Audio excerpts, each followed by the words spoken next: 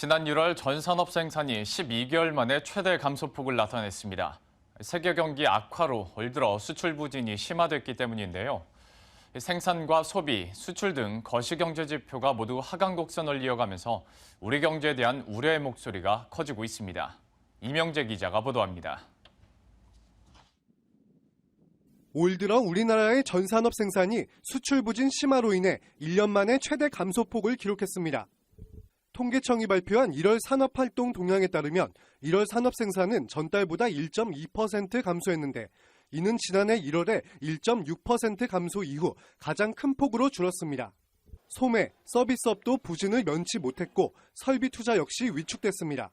광공업은 반도체와 자동차 부문에서 크게 줄어 전달보다 1.8% 감소했고 서비스업도 출판, 영상, 방송통신, 예술, 스포츠, 여가 등에서 줄며 0.9% 감소했습니다.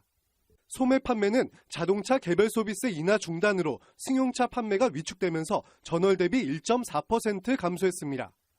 설비 투자의 경우 특수산업용 기계 등 기계류와 자동차 등 운송장비 부분에서 투자가 모두 줄어 전월에 비해 6%나 감소한 것으로 나타났습니다. 지난 1월에 수출 부진이 심화되면서 생산과 투자 감소에 영향을 끼친 겁니다. 1월 수출은 지난해 같은 기간보다 18% 감소하며 6년여 만에 최대 낙폭을 기록한 바 있습니다. 지난달 수출도 전년 동월에 비해 12% 줄며 14개월 연속 마이너스 실적을 이어가는 등 여전히 상황은 좋지 않습니다. 미국과 중국의 경기 둔화로 인해서 세계 경기에 하향 흐름이 당분간 지속될 것으로 예상이 되고 있고요.